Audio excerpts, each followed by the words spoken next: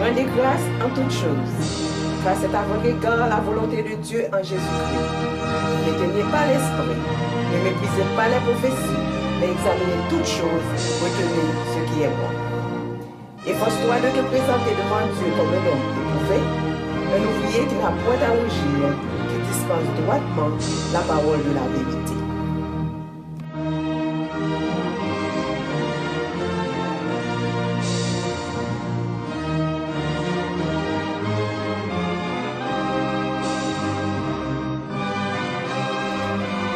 Bienvenue à notre séminaire sur la prophétie des messages des trois anges.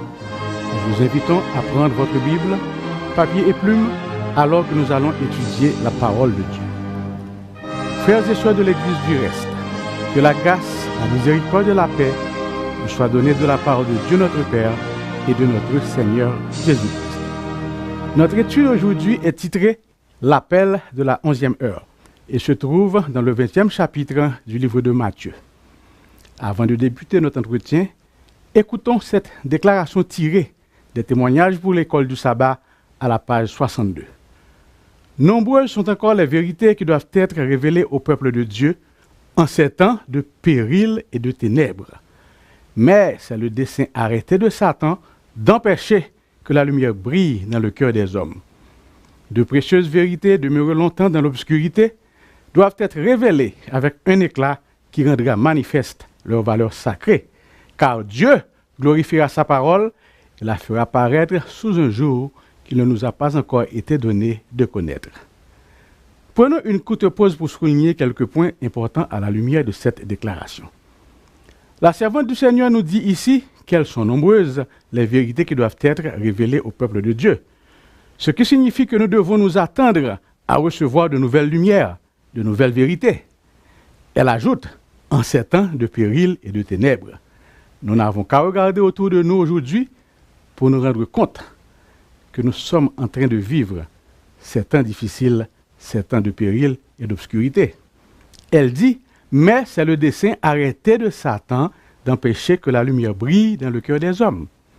Nous allons par conséquent prier pour que Dieu nous rende réceptifs à tout rayon de lumière venant du ciel, afin que quand Dieu glorifiera sa parole, nous puissions la recevoir avec joie, en faire notre délice et glorifier par ainsi le nom de Dieu. Prions Dieu.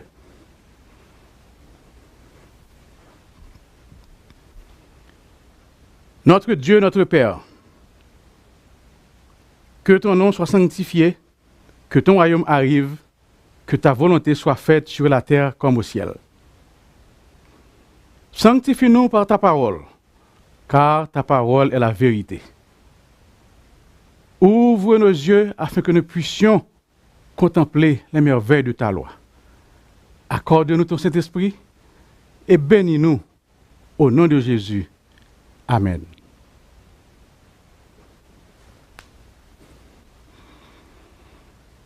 L'appel de la 11e heure. L'objectif de cette étude, c'est de faire ressortir la vérité de l'appel de la 11e heure. C'est de montrer qu'il y a une addition au message du troisième ange et que ce sont les laïcs qui finiront l'œuvre de la prédication de l'Évangile. Ouvrons nos Bibles dans Matthieu 20 et lisons les versets 1 à 9 dans la version Darby. Car le royaume des cieux est semblable à un maître de maison qui sortit dès le point du jour afin de louer des ouvriers pour sa vigne. Et étant tombé d'accord avec les ouvriers pour 1 denier par jour, il les envoya dans sa vigne. Et sortant vers la 3e heure, il en vit d'autres qui étaient sur la place du marché à ne rien faire. Et il dit à ceux-ci, « Allez vous aussi dans la vigne, et je vous donnerai ce qui sera juste. » Et ils s'en allèrent. Sortant encore vers la 6e et vers la 9e heure, il fit de même. Et sortant vers la 11e heure, il en trouva d'autres qui étaient là, et il leur dit, « Pourquoi vous tenez-vous ici tout le jour sans rien faire ?»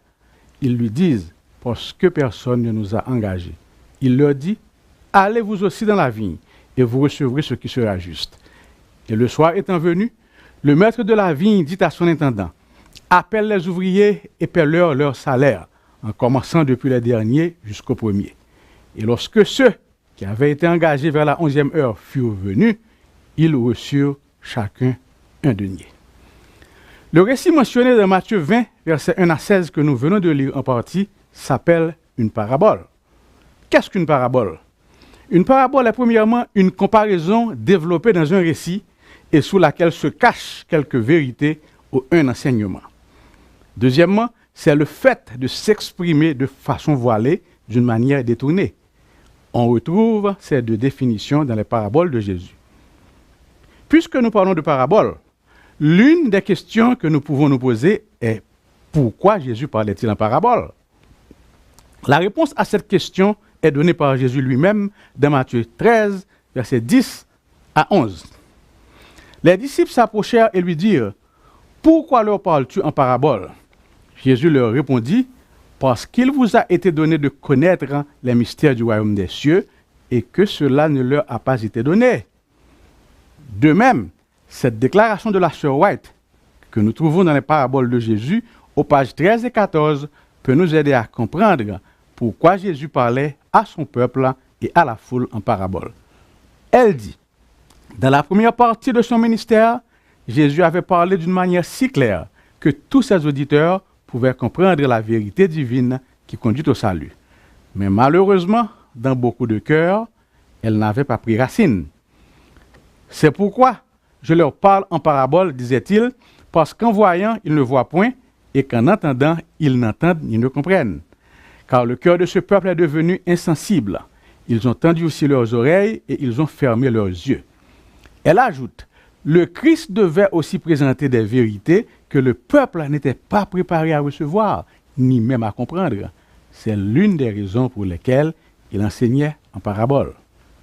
Dans Jésus-Christ, page 492, nous lisons « Plusieurs des paraboles du Christ furent dites pendant ces derniers mois de son ministère. Comme les prêtres et les rabbins le poursuivaient avec une haine croissante, ils voilaient ses avertissements sous des symboles. On ne pouvait se tromper sur ses enseignements, et néanmoins, on ne pouvait rien trouver dans ses paroles qui fournit un motif d'accusation contre lui. Comme on le voit, le peuple de Dieu a de tout temps manifesté l'esprit qui caractérise les Laodicéens, à savoir, je suis riche, je me suis enrichi et je n'ai besoin de rien, bien qu'ils soient malheureux, misérables, pauvres, aveugles et nus.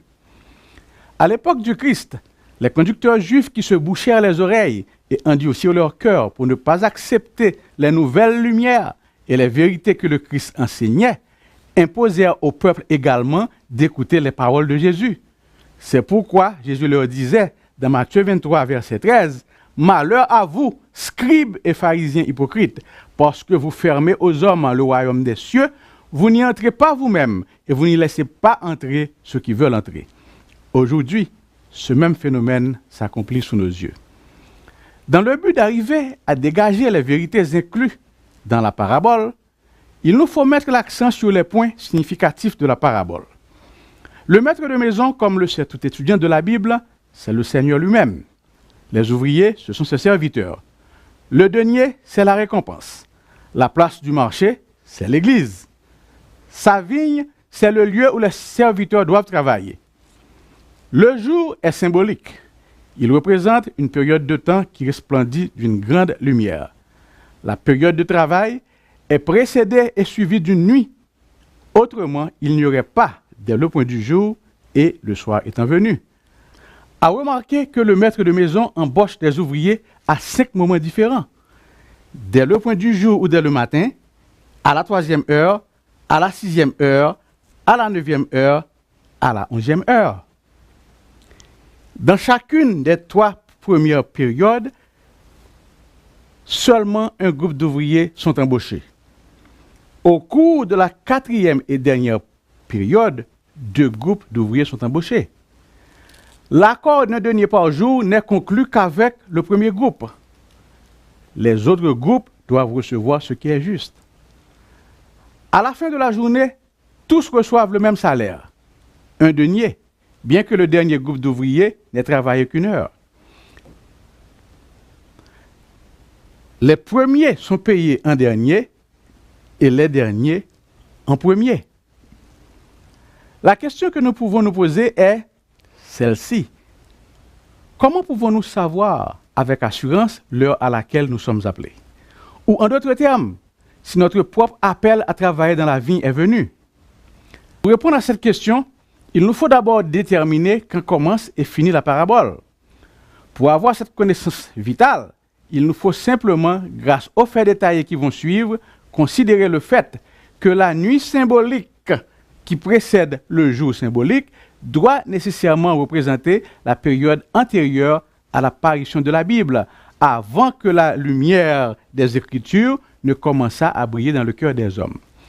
Dans Psaume 119, verset 105, nous lisons « Ta parole est une lampe à mes pieds et une lumière sur mon sentier. » Par conséquent, l'apparition des Écritures représente le soleil symbolique qui se lève sur le jour symbolique qui vient de poindre à l'horizon. Car avant cela, faut-il le rappeler, la volonté de Dieu était transmise non par la Bible, mais oralement de père en fils.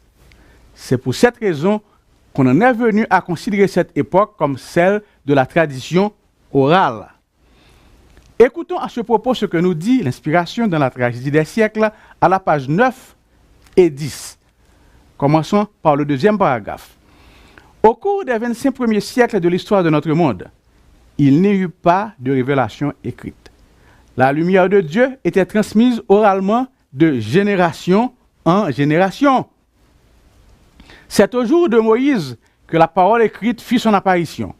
Les révélations divines commencèrent alors à être consignées dans un livre et ce travail s'est poursuivi durant une période de 16 siècles, allant de Moïse, historien de la création et chroniqueur de la législation divine, jusqu'à l'apôtre Jean, le narrateur des plus sublimes vérités évangéliques. Fin de citation.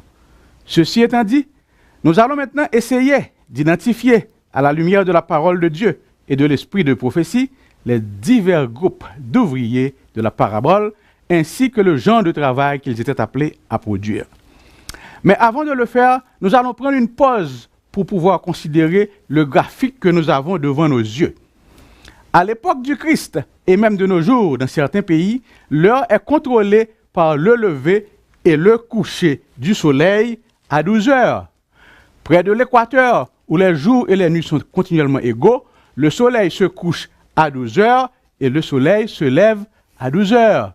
Par conséquent, la 3e heure correspondrait à 9 heures du matin, la 6e heure à midi, la 9e heure à 3 heures de l'après-midi et la 11e heure à 5 heures de l'après-midi. Les 5 appels du Christ sont effectués durant les 12 heures du jour. En témoignent ces versets de Jésus trouvés dans Jean 11, verset 9. Jésus répondit, « N'y a-t-il pas 12 heures au jour? Si quelqu'un marche pendant le jour, il ne bronche point parce qu'il voit la lumière de ce monde. » Et dans Jean 9, verset 4, il affirme, « Il faut que je fasse, tandis qu'il est jour, les œuvres de celui qui m'a envoyé. La nuit vient où personne ne peut travailler. » Commençons par le premier groupe d'ouvriers, ceux qui sont appelés dès le point du jour ou au lever du soleil. Lisons à cet effet Matthieu 20, versets 1 à 2, dans la version Louis II. Car le royaume des cieux est semblable à un maître de maison qui sortit dès le matin afin de louer les ouvriers pour sa vigne. Il convint avec eux d'un denier par jour et il les envoya à sa vigne. Ici, l'expression dès le matin sous-entend au lever du jour, juste au moment où le soleil se lève. Et puisque nous parlons de parabole, le soleil ne saurait être pris dans son sens littéral, mais plutôt dans son sens symbolique. Le lever du soleil, dans ce contexte, correspond à l'apparition de la Bible, la parole écrite de Dieu, car à ce moment, Moïse commençait à écrire la Bible qui est la lumière du monde. Par conséquent, très tôt, les Écritures commencèrent à être écrites. Ainsi, selon la parabole, la période avec la Bible est appelée jour, ce qui signifie que la parole écrite de Dieu est la lumière du monde. Nous allons maintenant considérer un texte de l'Écriture afin de pouvoir identifier les premiers ouvriers qui furent appelés à travailler tôt dans la vigne. Lisons Agé, chapitre 2, le verset 5. « Je reste fidèle à l'alliance que j'ai faite avec vous quand vous sortîtes de l'Égypte, et mon esprit est au milieu de vous. Ne craignez pas. » Comme on le voit, ce texte est en parfaite harmonie avec Matthieu 20, verset 2, car c'est avec ce seul groupe qu'un accord d'un denier par jour avait été conclu. Dans les paraboles de Jésus, à la page 352, nous lisons « Les Juifs avaient été les premiers à entrer dans la vigne du Seigneur ». Ces deux références nous dévoilent par conséquent l'identité des ouvriers loués tôt le matin au lever du soleil. Ce fut la maison d'Israël. Le travail qu'ils devaient fournir durant les 3 premières heures qui leur étaient allouées, à savoir du lever du soleil jusqu'à la 3e heure, c'était de faire connaître Dieu au monde entier au moyen du système cérémoniel. Dans Conquérant Pacifique, page 15, nous lisons « Grâce aux enseignements qui se dégageaient des sacrifices lévitiques, le Christ devait être exalté devant toutes les nations. Et tous ceux qui se tourneraient vers lui posséderaient la vie. Il était la pierre angulaire de l'économie juive. Les types et les symboles étaient une prophétie condensée de l'Évangile, une image où se trouvaient réunies les promesses de la rédemption. Mais les Israélites perdirent de vue les grands privilèges qu'ils possédaient en tant que représentants de Dieu. Ils oublièrent le Seigneur et faillirent à leur mission sacrée. » Fin de citation. Rappelez-vous que dans Actes 2, verset 5, l'Éternel a déclaré à Israël « Ne craignez rien, mon esprit est au milieu de vous ». Ce qui voulait dire que la mission confiée à Israël devait être accomplie sous l'influence de l'Esprit de Dieu. Autrement, il n'en serait rien. Mais l'histoire, de même que la parole de Dieu, nous apprend que la nation israélite d'une part et le peuple juif d'autre part se sont détournés de Dieu et refusèrent de se laisser conduire par son esprit. Dans sa patience, le Seigneur leur a envoyé ses prophètes pour les ramener à la maison, mais ils ne voulurent pas entendre. Ils se saisirent des prophètes et les tuèrent. Finalement, le Père leur envoya son propre fils. Ils se sont concertés, complotèrent contre lui et finalement le mirent à mort. La déclaration de Jésus de Matthieu 23, verset 37-38 nous montre comment finalement l'Esprit de Dieu s'était retiré de son peuple. Jérusalem, Jérusalem qui tue les prophètes et qui lapide ceux qui te sont envoyés, combien de fois ai-je voulu rassembler tes enfants comme une poule rassemble ses poussins sous ses ailes, et vous ne l'avez pas voulu. Voici, votre maison vous sera laissée déserte. L'esprit de prophétie dans la même veine affirme dans Conquérant Pacifique, page 17. Les conducteurs juifs se croyaient trop sages pour avoir besoin d'instruction, trop justes pour avoir besoin de salut, trop hautement honorés pour avoir besoin de l'honneur qui vient du Christ. Le Seigneur se détourna d'eux pour confier à d'autres le privilège dont ils avaient abusé et le travail qu'ils avaient méprisé. Dans Jésus-Christ, page 213-214, la sœur White reprend la même déclaration, mais avec plus de clarté cette fois-ci. Elle dit, si le Christ avait été reçu par les conducteurs d'Israël, il leur aurait conféré l'honneur de devenir ses messagers pour porter l'évangile au monde. C'est à eux en premier que l'occasion fut offerte d'être les héros du royaume de la grâce de Dieu. Israël, toutefois, ne connut pas l'heure de sa visitation. La jalousie et la méfiance des conducteurs juifs s'étaient mieux en une haine ouverte et les cœurs s'étaient détournés de Jésus. Ayant rejeté le message du Christ, le Sanhédrin cherchait à le faire mourir. Aussi, Jésus s'éloigna-t-il de Jérusalem, des prêtres, du temple, des conducteurs religieux, de ceux qui avaient été instruits quant à la loi. Il se tourna vers une classe d'auditeurs, des laïcs, pour leur annoncer son message et recruter parmi eux ceux qui porteraient l'évangile aux nations. Ces passages que nous venons de lire doivent faire susciter la question suivante. Qui sont ceux qui furent investis de la mission que les chefs d'Israël avaient négligé d'accomplir? La réponse est claire. C'est le deuxième groupe d'ouvriers qui avait été embauché à la 3e heure, soit à 9 heures du matin. Lisons à cet effet Matthieu 20, versets 3 et 4. Il sortit vers la 3e heure et il en vit d'autres qui étaient sur la place sans rien faire. Il leur dit, « Allez aussi à ma vigne, et je vous donnerai ce qui sera raisonnable. » Comme on peut le constater, le maître de maison avait conclu un accord avec le premier groupe d'ouvriers, en l'occurrence les Juifs. Et il avait convenu avec eux d'un denier par jour qui représente le salaire pour le travail qu'ils devaient produire. Tandis qu'avec le second groupe, que nous allons identifier comme les premiers chrétiens, les apôtres et les disciples, des Juifs convertis au christianisme, le maître de la maison leur promettait seulement de leur donner ce qui sera raisonnable. Et la parole de Dieu nous dit au verset 5, « Et il dit à l'air. » Rappelons-nous que le deuxième groupe d'ouvriers avait été embauché à la 3e heure du jour. Tournons les pages de nos Bibles pour constater deux événements qui eurent lieu à la 3e heure. Lisons premièrement Marc, chapitre 15, verset 25. C'était la 3e heure quand ils le crucifièrent. Et deuxièmement, nous lisons Acte 2, verset 15. Ces gens ne sont pas ivres comme vous le supposez, car c'est la 3e heure du jour. Comme vous le voyez, la mission des Juifs s'accomplit à la croix vers la 3e heure, quand ils crucifièrent le Christ, alors que la mission des premiers chrétiens commence aussi à la 3e heure, 50 jours plus tard environ, à la Pentecôte, lors de l'effusion du Saint-Esprit. Le message qui avait été confié à ce deuxième groupe d'ouvriers, c'était de prêcher la vie, la mort et la résurrection de Jésus-Christ. C'est le message du salut par la grâce qui a donné naissance à l'ère du Nouveau Testament. Lisons pour notre édification Acte 2, versets 22 à 24. Hommes israélites, écoutez ces paroles.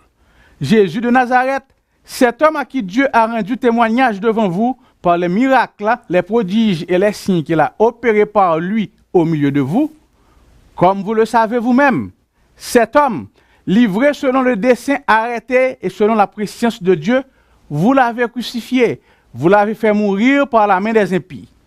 Dieu l'a ressuscité en le délivrant des liens de la mort parce qu'il n'était pas possible qu'il fût retenu par elle. Deuxièmement, Acte 13, versets 45 à 46. Les Juifs, voyant la foule, furent remplis de jalousie et ils s'opposèrent à ce que disait Paul, en le contredisant et en l'injuriant. Paul et Barnabas leur dirent avec assurance, « C'est à vous premièrement que la parole de Dieu devait être annoncée. Mais puisque vous la repoussez et que vous vous jugez vous-même indigne de la vie éternelle, voici, nous nous tournons vers les païens. » Dans le recruteur de la Maison Blanche, voici ce que nous lisons à la page 23. Les messages apportés par ces deux premiers groupes, l'Israël ancien et les premiers chrétiens, n'étaient pas par essence des messages de réforme. Il ne s'agissait pas d'anciennes vérités oubliées en cours de réveil et de restauration. Il s'agissait au contraire, pour chacune d'elles, d'une nouvelle révélation, d'une nourriture en temps convenable, d'une vérité présente, particulièrement adaptée parfaitement aux besoins des enfants de Dieu en leur temps respectif. Inspiré par Dieu, le premier groupe reçut l'ordre d'enseigner et de pratiquer les vérités du salut incarnées par le système cérémoniel. Le second groupe, lui aussi, inspiré par Dieu, reçut l'ordre d'enseigner et de pratiquer ces mêmes vérités auréolées de leur lumière additionnelle. Des vérités qui progressèrent de la représentation typique à la représentation antitypique, du service dans le sanctuaire terrestre au service dans le sanctuaire céleste, c'est-à-dire du sacrifice de l'agneau du troupeau au sacrifice de Christ lui-même, l'agneau de Dieu. Ainsi, le deuxième groupe enseignait d'anciennes vérités sous une lumière nouvelle et originale à la lumière de l'Évangile. Que faut-il penser des ouvriers du second appel? Avaient-ils accompli leur mission? Qu'est-ce qui justifie par conséquent un autre appel d'embauche? Pour répondre à ces questions, lisons Acte 8, versets 1 à 3. Il y eut en ce jour une grande persécution contre l'église de Jérusalem. Et tous, excepté les apôtres, se dispersèrent dans les contrées de la Judée et de la Samarie. Des hommes pieux ensevelirent Étienne et le pleurèrent à grand bruit. Saul, de son côté, ravageait l'église. Pénétrant dans la maison, il en arrachait hommes et femmes et les faisait jeter en prison. Comme on peut le voir, la persécution avait étouffé dans l'œuf le travail commencé par les apôtres et les disciples. Et comme conséquence, il en est résulté une grande apostasie. À la page 415 de la tragédie des siècles, nous lisons. Quelle fut l'origine de la grande apostasie? Comment l'Église s'est-elle éloignée au 1er siècle de la simplicité de l'Évangile?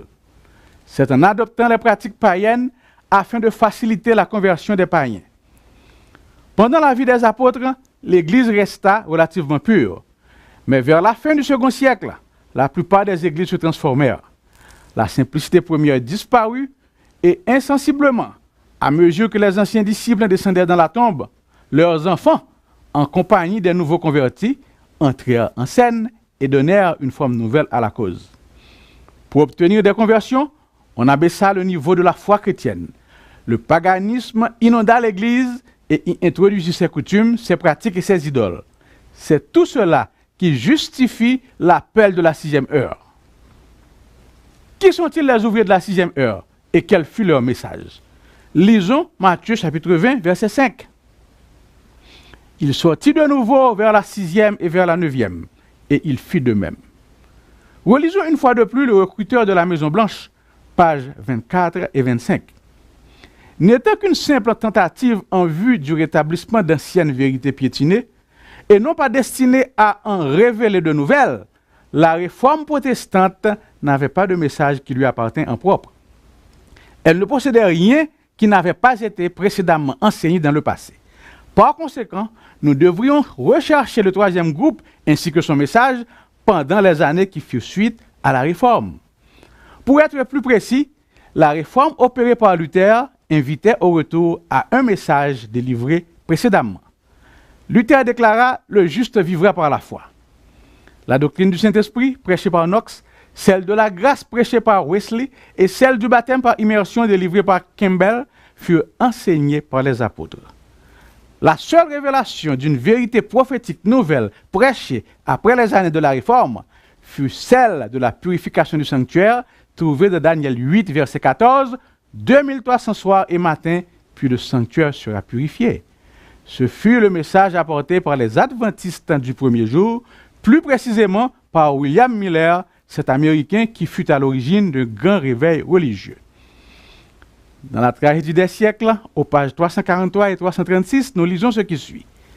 Pour lancer la proclamation du retour de Jésus-Christ, Dieu choisit un simple cultivateur au cœur droit et loyal qui en était venu à douter de l'autorité des Écritures, mais qui désirait sincèrement connaître la vérité.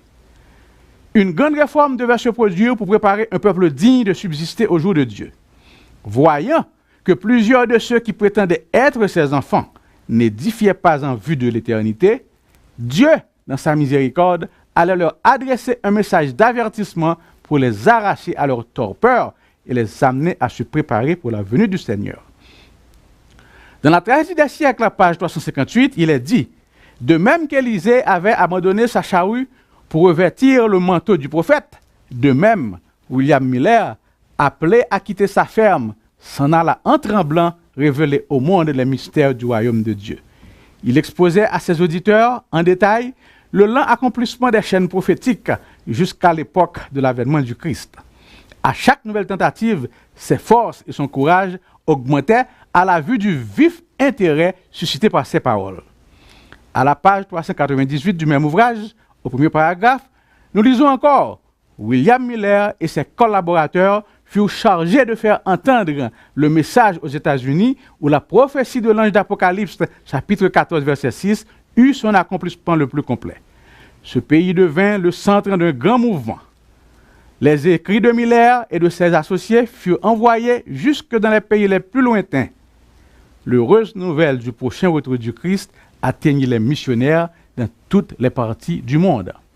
Le cri de l'évangile éternel retentit partout, craignez Dieu et donnez-lui gloire, car l'heure de son jugement est venue.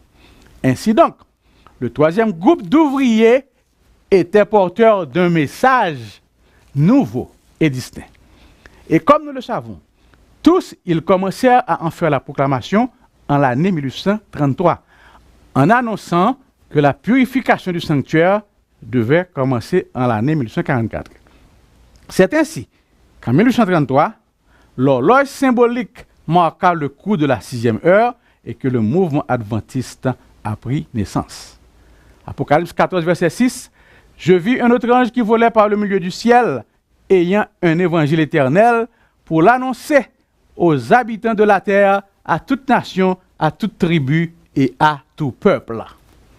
Ce n'est pas par un heureux hasard que l'ange vu par Jean volait par le milieu du ciel.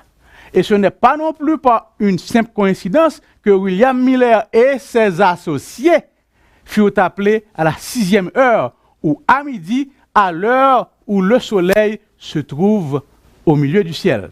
En d'autres termes, le message de William Miller et celui du premier ange d'Apocalypse 14 est un seul et même message. L'un est l'accomplissement, l'autre est la prophétie. Le message des ouvriers de la 6e heure, qui consistait en l'annonce du jugement, n'était pas bien compris malgré sa proclamation. Les 3 heures paraboliques allouées à ce groupe d'ouvriers trouvent leur aboutissement en 1844 lors du désappointement. Il faut donc attendre l'arrivée du 4e groupe des ouvriers, en l'occurrence les ouvriers appelés à la 9e heure, pour pouvoir comprendre le désappointement des ouvriers de la 6e heure. Puisque la prophétie d'Apocalypse 10, verset 10, avait prévu le désappointement et annoncé la solution au verset 11, William Miller, sur qui cette prophétie avait été accomplie, devrait continuer de prophétiser comme il est écrit au verset 11. Puis on me dit, il faut que tu prophétises de nouveau sur beaucoup de peuples, de nations, de langues et de rois. En effet, dans Premiers Écrits, page 258, nous lisons, si William Miller avait vu la lumière du 3e message, bien des choses qui lui paraissaient mystérieuses lui auraient été expliquées.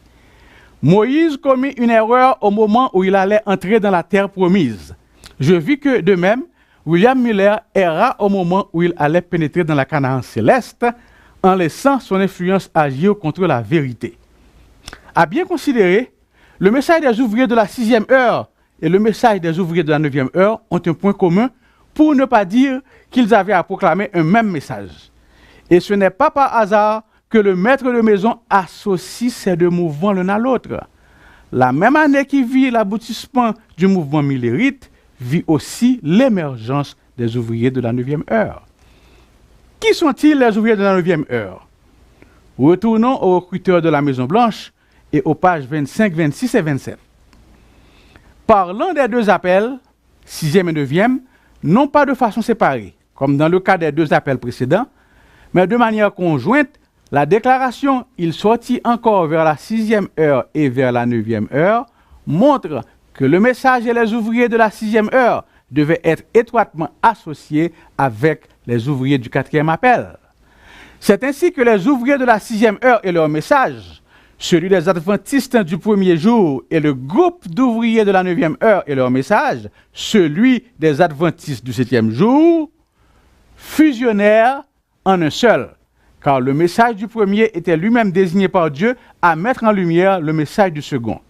Et c'est ainsi que nous avons pu aboutir au fameux message des 3 anges d'Apocalypse 14, si cher aux adventistes du 7e jour. C'est ainsi qu'en 1844, les adventistes du 7e jour commencèrent à proclamer ce qu'ils appelèrent le jugement investigateur des morts.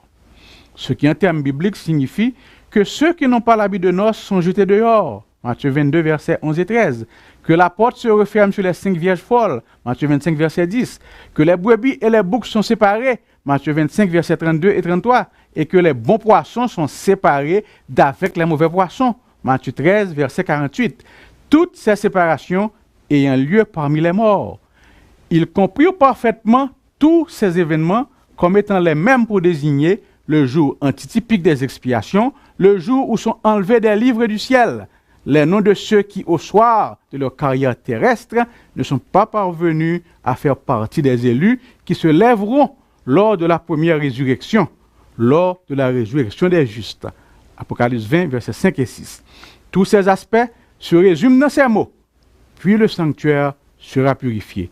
Daniel 8, verset 14. Puisque la purification du sanctuaire en faveur des morts s'avère être nécessairement une affaire qui se limite au livre, c'est pour cette raison qu'elle se déroule dans le sanctuaire céleste.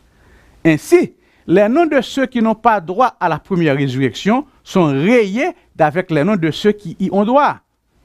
Puisque le message de l'heure du jugement revêt un caractère spécial et une importance particulière dans toute l'histoire de l'Église, et puisque c'est le seul message prophétique qui a été proclamé suite au message de la 6e heure, il est incontestable que lorsqu'il fut proclamé pour la première fois en 1844, l'horloge symbolique de Dieu marqua à ce moment-là la 9e heure. Comme nous le voyons, la purification du sanctuaire ou l'enlèvement des péchés inscrits dans les registres célestes commence avec le jugement des morts pour poursuivre avec celui des vivants.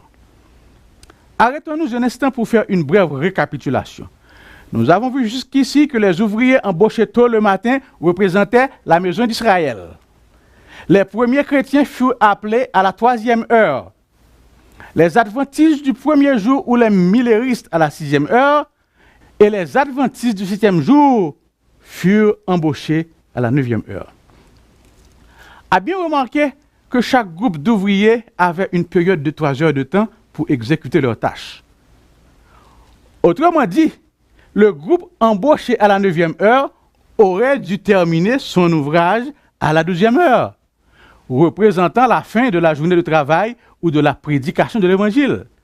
Mais la parabole nous montre que le maître de maison sortit à la 11e heure, avant le coucher du soleil. Comment expliquer cet appel? Qui sont-ils, les ouvriers de la 11e heure? Et quel est leur message? L'appel de la 11e heure est le dernier rapporté dans la parabole. Il n'intervient qu'une heure avant le coucher du soleil, le millénium.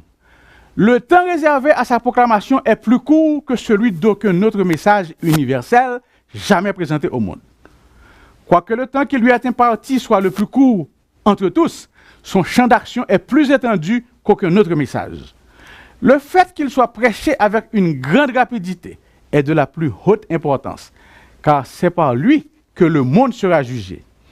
L'évidence qui se dégage de la parabole du Christ révèle clairement l'existence d'un autre appel aux ouvriers entre celui de 1844 et le millénium, à savoir celui de la 11e heure.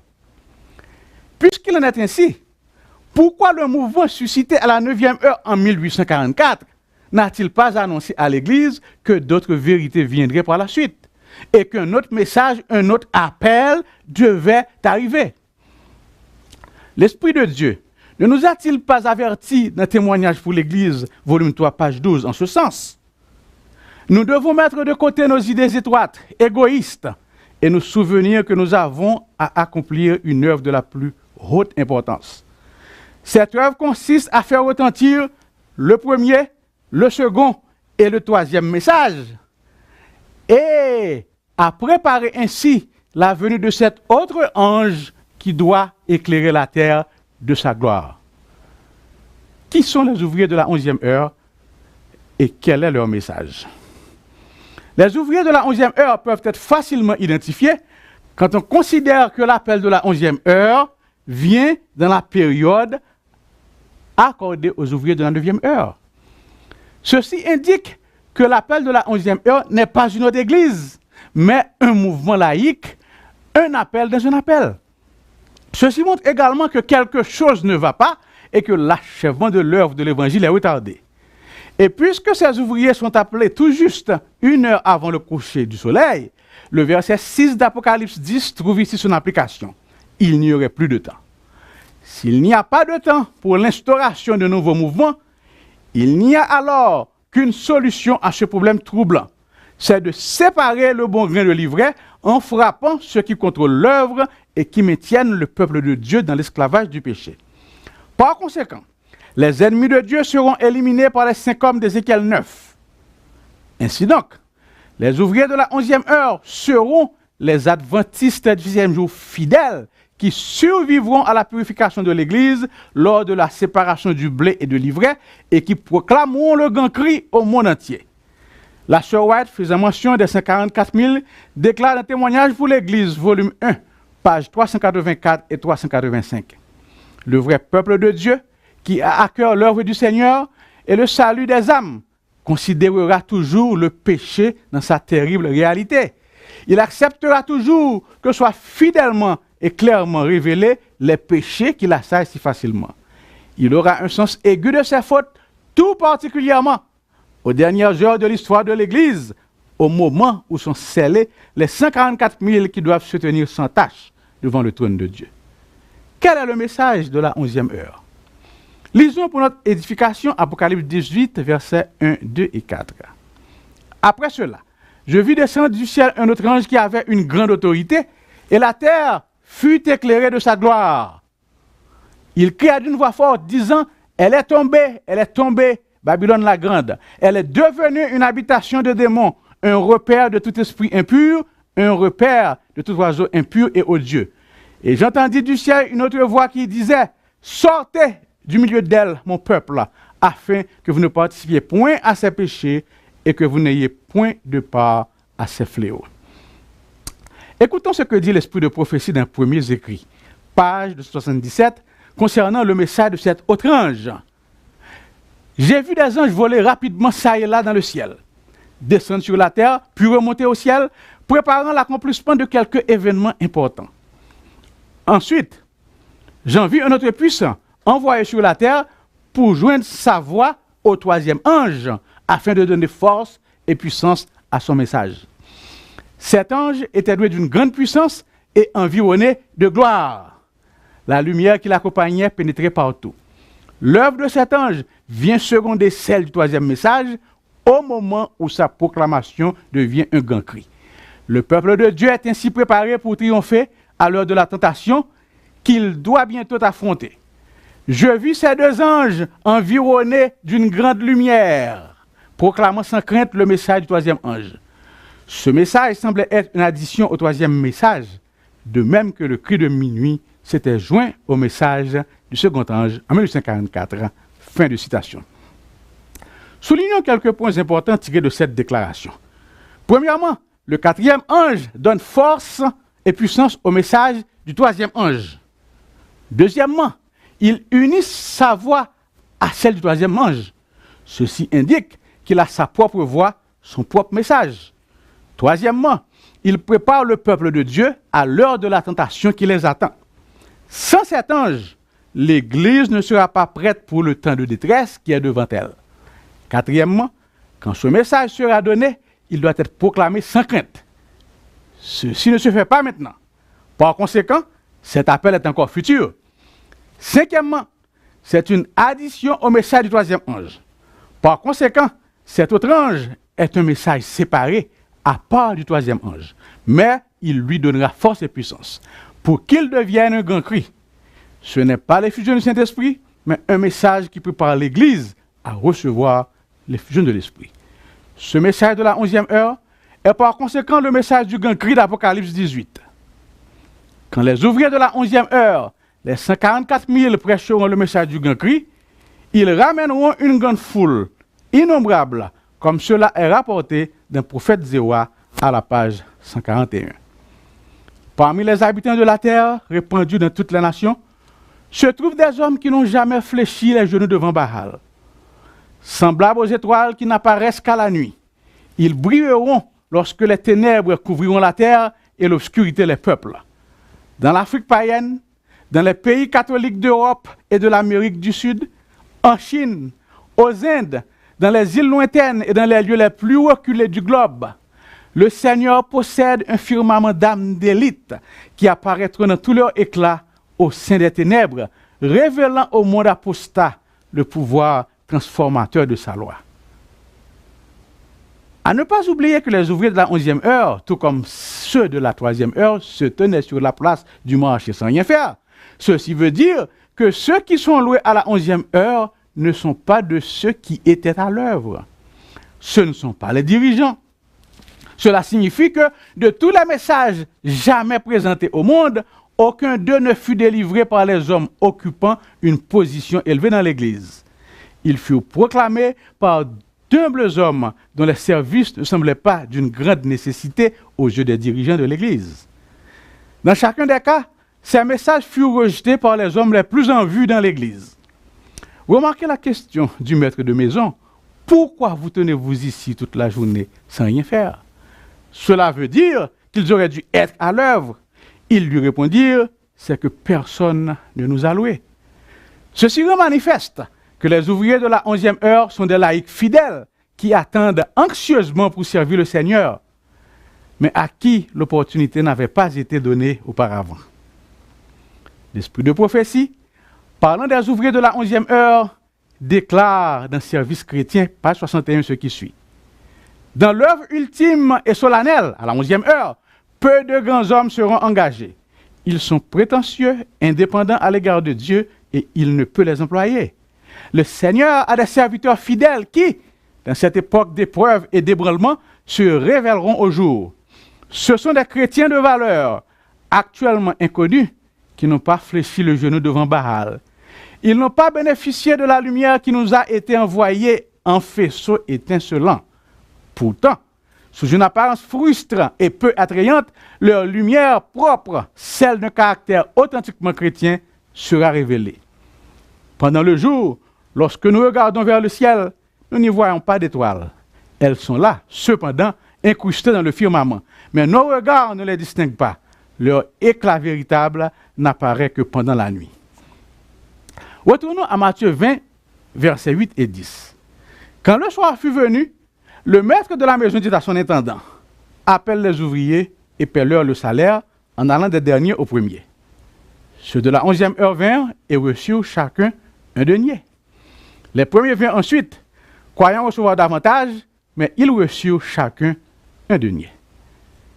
Dans la parabole de Jésus, page 349-350, il est écrit, « Ce qui fait la valeur de notre service aux yeux de Dieu, ce n'est pas la somme de travail que nous accomplissons, ni les résultats visibles de nos efforts, mais l'esprit dans lequel nous agissons. » Les ouvriers de la 11e heure s'estimèrent heureux de l'occasion qui leur était donnée de travailler. Leur cœur vibrait de reconnaissance envers celui qui avait consenti à les engager. Le soir venu, lorsque le maître leur accorda le salaire d'une journée entière, ils en furent grandement surpris, car ils ne pensaient pas mériter autant. La bonté qu'ils lisaient sur son visage les remplissait de joie. Jamais ils n'oublièrent sa générosité, ni le salaire inespéré qu'ils avaient reçu. Il en est de même du pécheur qui s'est engagé à servir le maître avec le sentiment de son indignité, alors que la 11e heure du jour est déjà arrivée. Son temps de service lui semble être bien court, et il a l'impression de ne mériter aucun salaire. Mais la pensée que Dieu l'a accepté remplit son cœur de joie. Il travaille avec humilité et confiance, heureux d'être ouvrier avec le Christ. C'est un tel esprit que le Seigneur se plaît à honorer. Remarquez que les derniers à avoir été engagés furent les premiers à recevoir leur salaire et que les premiers furent les derniers à être payés. Mais ils reçurent tous un traitement égal. Pourquoi en est-il ainsi? La réponse est la suivante. Le salaire que reçoivent les serviteurs de Dieu, c'est la vie éternelle, symbolisée par le denier. Par conséquent, ceux qui reçoivent les premiers l'assurance d'une vie éternelle sont les derniers à avoir été embauchés. Selon la parabole, ce sont les ouvriers engagés à la 11e heure. Ce sont ceux qui sont marqués du sceau de l'homme ayant l'écritoire d'Ézéchiel 9, ou comme Jean l'appelle, l'ange ayant le sceau de Dieu. Cet ange scelle ou marque 144 000 personnes, voire Apocalypse 7. Cette glorieuse compagnie est la première à recevoir l'assurance de ne jamais goûter à la mort. Rappelez-vous cette déclaration de l'apôtre Paul dans 1 Corinthiens 15, verset 55. « Voici, dit-il, je vous dis un mystère, nous ne mourrons pas tous, mais tous nous serons changés. C'est de cette manière qu'ils sont payés d'abord. Les autres groupes d'ouvriers doivent ressusciter. Lorsque Christ vient sur les nuées, c'est à ce moment-là qu'ils recevront l'immortalité. Ainsi, les derniers seront les premiers et les premiers seront les derniers. » Comme on le voit, la plume inspirée avait raison quand elle déclarait dans Témoignage pour l'Église, volume 8, page 322, « Des possibilités merveilleuses sont ouvertes à ceux qui se saisissent des divines assurances de la parole de Dieu.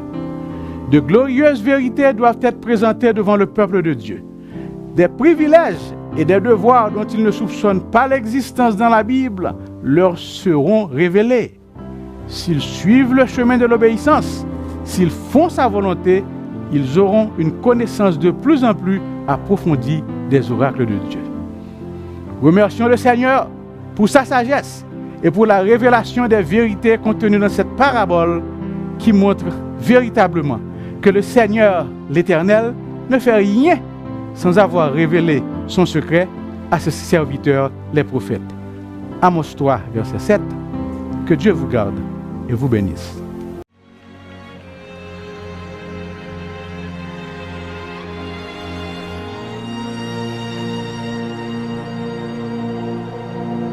I surrender all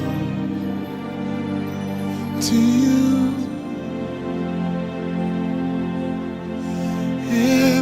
Everything I give to you, withholding nothing, withholding nothing.